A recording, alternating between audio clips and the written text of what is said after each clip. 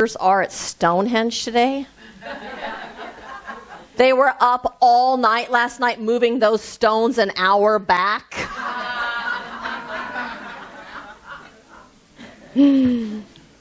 Really, though. Do you ever find yourself holding on to regrets?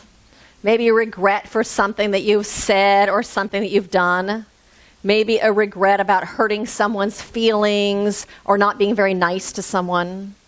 Maybe holding on to a regret because you yelled at your spouse or at your sister or your mother or your neighbor or your kid. And then you're having a hard time letting go of that. Or maybe do you hold on to a regret for something that you did not say or that you did not do?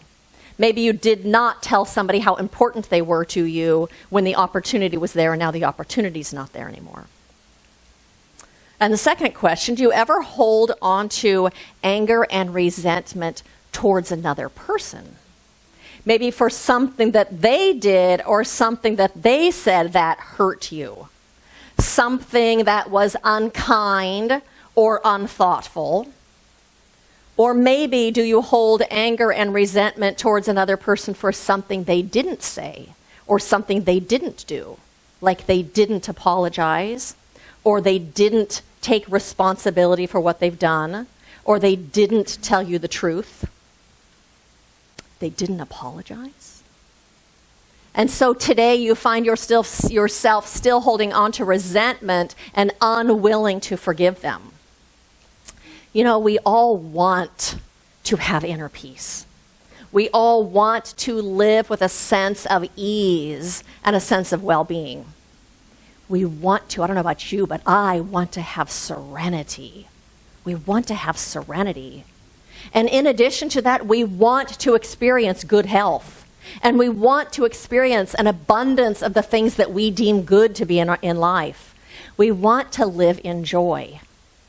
The problem is, in our unwillingness to forgive others and in our unwillingness to forgive ourselves, we cannot experience peace and ease.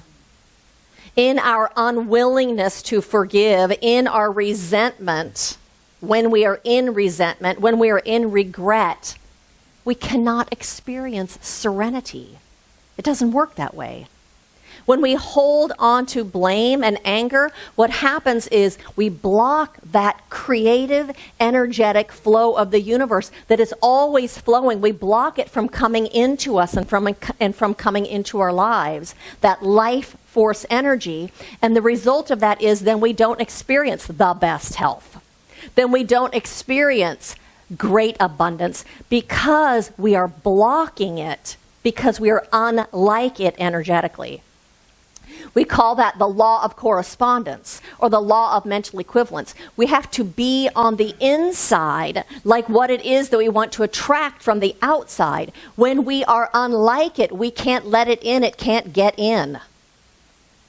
The truth is, all good is available all the time when and if we are available to it. But when we are in anger and resentment, we aren't available to it. You know, studies actually show, and you probably know this, that anger and resentment puts our bodies into a stress response, into a stress state. And then living long-term in that fight or flight response, what happens is we get illnesses. Because what happens is it suppresses our ability to heal.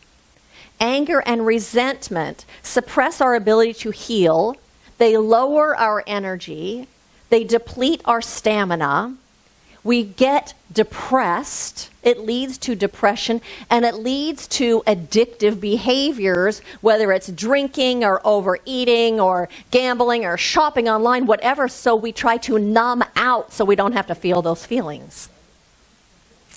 The thing is, holding on to anger and blame and resentment and unforgiveness and regret is like letting the air out of the tires in your car. Once you've let the air out of the tires in your car, it's impossible to move forward with ease. It's also impossible to Pay attention to all the beauty that's around you on that drive through this magnificent countryside because the tires are flat, and that is distracting your attention. It's distracting part of your thinking. So the car doesn't function properly, your body and your life don't function properly, and you can't keep your full attention in the moment where you're driving because there's no air in your tires. Does that make sense? Our unwillingness to forgive and to let go keeps us from being in joy. Here's the thing that's so amazing. We think that not forgiving the other person is a form of punishment. Yes? We think we're punishing the other person by not forgiving them. You know, that's that saying, that's like drinking poison and expecting your enemy to die. They don't know you're angry. They don't know you're holding on to resentment. They don't know that you are sending poison arrows to them. We think that not forgiving them is something that allows us to be in control of a situation that happened so long ago that we didn't have any control over. We think that not forgiving them is caring for that wound where they injured us. And so we're doing the You Can Heal Your Life class right now, which is kind of what my talk is based on. And so in You Can Heal Your Life, the textbook, she says this. Many people come to me and say they cannot enjoy today because of something that happened to them in the past. Because they did not do something or do it in a certain way in the past, they cannot live a full life today. Because they no longer have something they had in the past, they cannot enjoy today. Because they were hurt in the past, they will not accept love now. Because something unpleasant happened when they did something once, and they're sure it's going to happen again today. Because they once did something they are sorry for, they are sure that they are bad people forever. Because once someone did something to them, and now it's the other person's fault that their life is not where they want it to be. Because they became angry over a situation in the past, they will hold on to that self-righteousness. Because of some very old experience where they were treated badly, they will never forgive or forget. What we often refuse to realize is that holding on to the past, no matter what it was or how awful it was, is only hurting us. It's not hurting them. Resentment and regret and unforgiveness is only hurting us. It only lives in us. It keeps us from experiencing peace and serenity and joy and good health. Not them. It keeps us from experiencing those things. That's why in Matthew it says, Peter asked Jesus, Lord, how often should I forgive someone who sins against me? 7 times? And Jesus replied, no, not 7, but 70 times 7.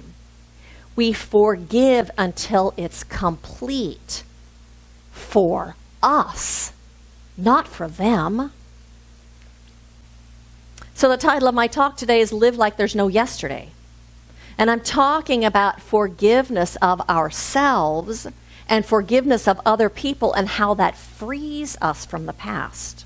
How it allows us to live in peace and allows us to be fully present in the moment so that we can experience the beauty of the countryside and so we can experience all the good things that there are in life.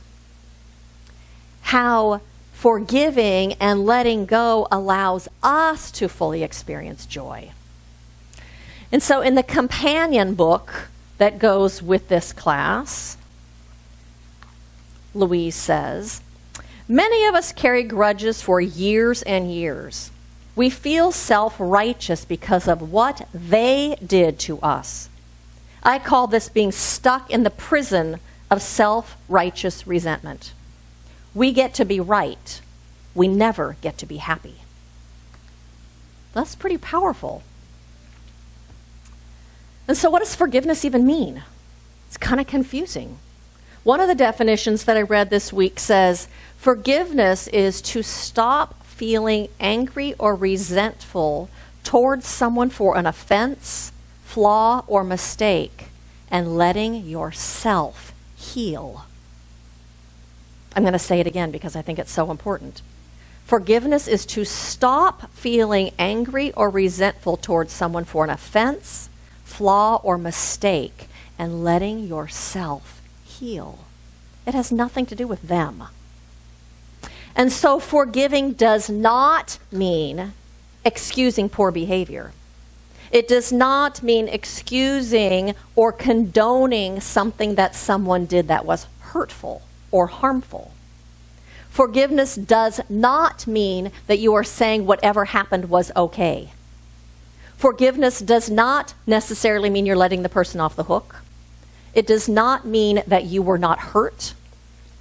Forgiveness does not mean that what happened was not important to you.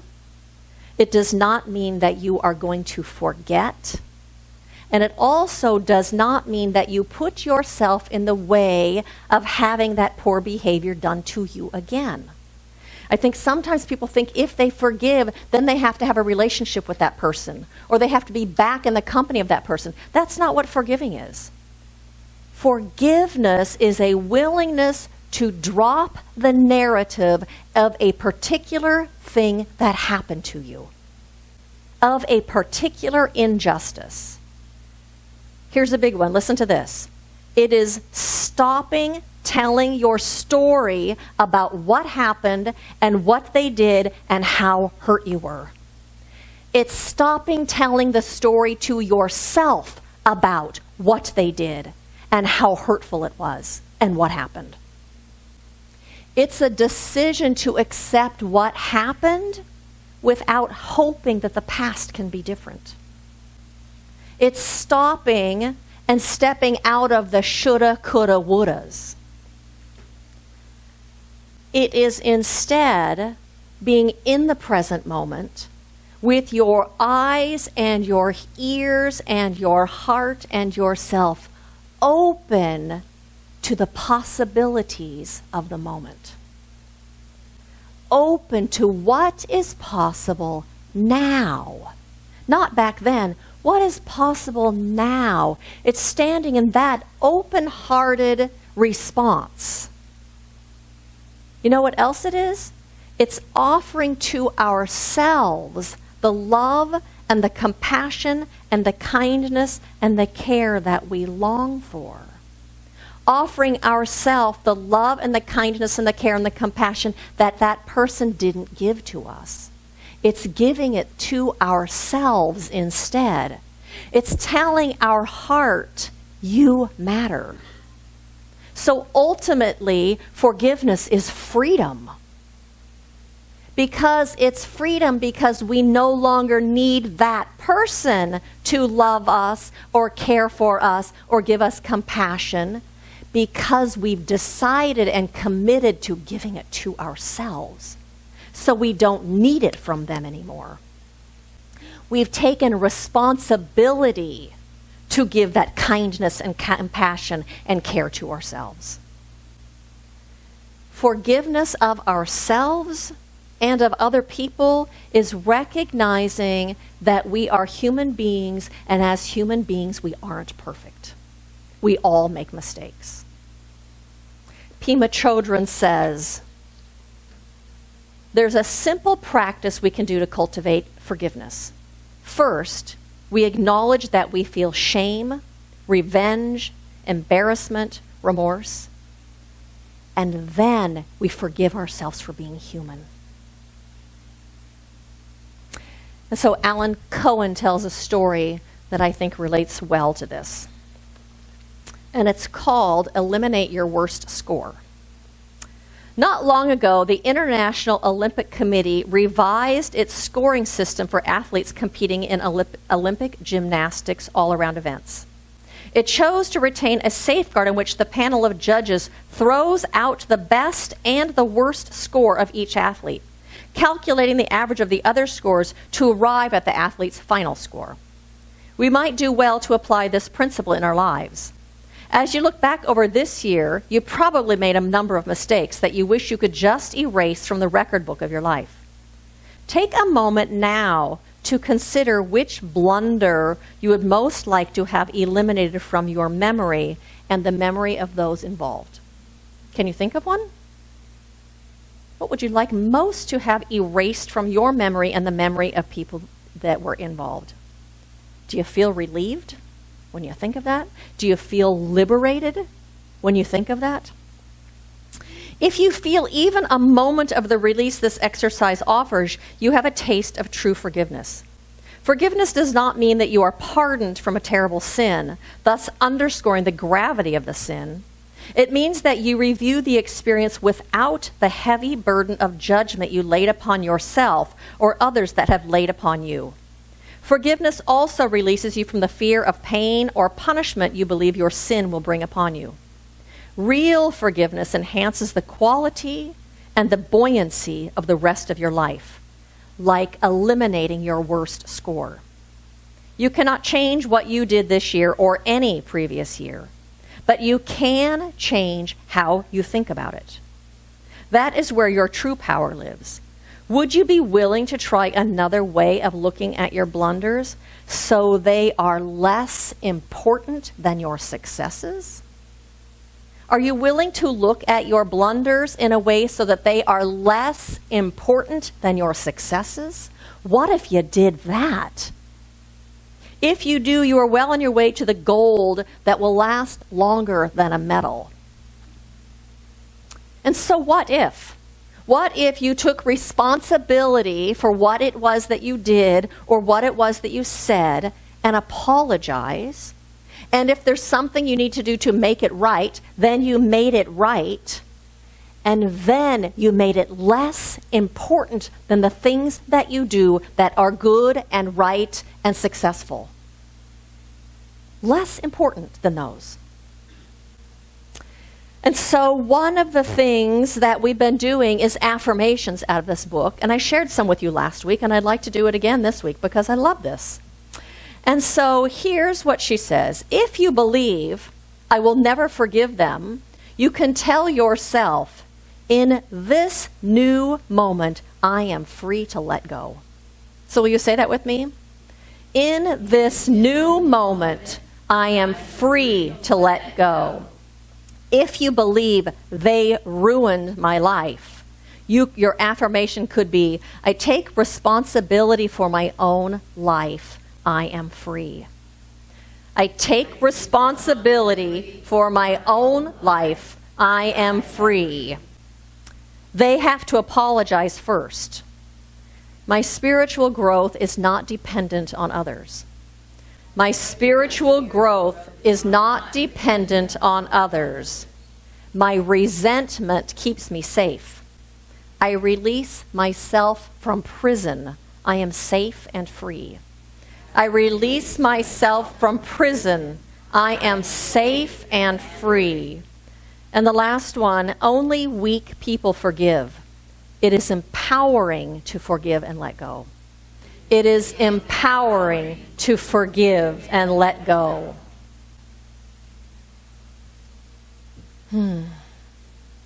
Bernard Meltzer says, when you forgive, you in no way change the past, but you sure do change the future. We set ourselves free when we forgive ourselves and others. And so my invitation and call to you is to forgive yourself and forgive the others who have caused injury to you in your life. To take off that dark, heavy blanket that you've been carrying around of unforgiveness, because no light can get in under that blanket. You block the light from coming into your life. And you also block the light from coming out of you when you're carrying that dark, heavy blanket of resentment and unforgiveness and anger and blame. Let the light in and let your own light out by forgiving and letting go. Then you will be free. Then you'll be free to shine your light in this world, to shine your love and your beauty and your joy and your good everywhere you go. forgive yourself and others, then you will be open to the good that is always available in this universe, open to the peace and open to the love and open to the joy and open to the good, all of that that is the divine expressing itself in this world. That good, that joy and peace and love wants nothing more than to express in your life. And by forgiving, you allow that to come in. And so, blessings to every single one of you on this path of awakening, on this path of letting go of your ego running the show all the time. Blessings to you on this path of stepping into your own spiritual awakening and being that presence of the divine in this world in a way that is so beneficial to everyone and to you. And so blessings to all of you.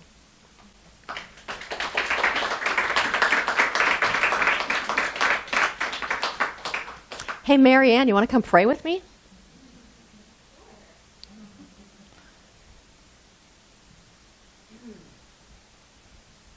You want to start or you want to go second? I'll start. You go second. Oh my goodness, what a blessing it is just to answer this call of spirit within me to remember, to step back into that place where there is no otherness, where there is no separation, where there is no distinction. There is only this amazing presence of love, this presence from which all life has sprung forth, this one presence and one power and one life and one energy that permeates all things with its magnificence, and with its love, and with its wholeness, and its power, and its light. And I recognize that we are indeed emanations of that presence, here as expressions of the divine, shining our light and being conduits for this light to flow through. And so I know today that there is something that has stirred within every single one of us. That is our own spirit calling us and beckoning us to let go of the past and to let go of injury and to let go of hurts and to allow ourselves to be fully open to that divine presence and all the good that it has in store for us. For I know that this presence, it contains within itself all the good that we could ever dream of. And it is that right now that is pouring itself out into our lives all around us. All around us. The gift has already been made. And so today we let go and we let God and we let the past be in the past. And we step fully into this light, open and receptive and willing with a deep and resounding yes to life. And it is for this that I am so grateful. And so I pass this prayer. Wonderful it is. Riding this wave, this absolute truth that has been spoken. And so grateful for each and every individual who has answered the call to their own heart, coming forward to truly be free, to let go, to recognize the power in our forgiving, in our speaking our word, in our holding the light for ourselves and for one another, that we may rise up from the ashes, made new in this very day, and be the space that allows others to see, oh, there is something more. I can rise from that holds me down, holds me back, and absolutely know the power of forgiveness, that it truly sets us free. And there is no power against us. There is only the one power, the one life, the one love. And we are representing that love as we love ourselves enough to forgive ourselves, to love ourselves, to see the highest and best for that we are, that we may be those in this world that lift everyone up because we have answered this call and said yes to our lives. So I'm so grateful for this day, so grateful for this word, so grateful for the freedom, allowing us to be in the joy that is our birthright and absolutely available to us in every moment, this now moment. I give great thanks for this presence of God that is having its way with us right here and right now. I know all is good, all is well, and we let it be. And so it And so it is. Mm, thank Awesome. So it is.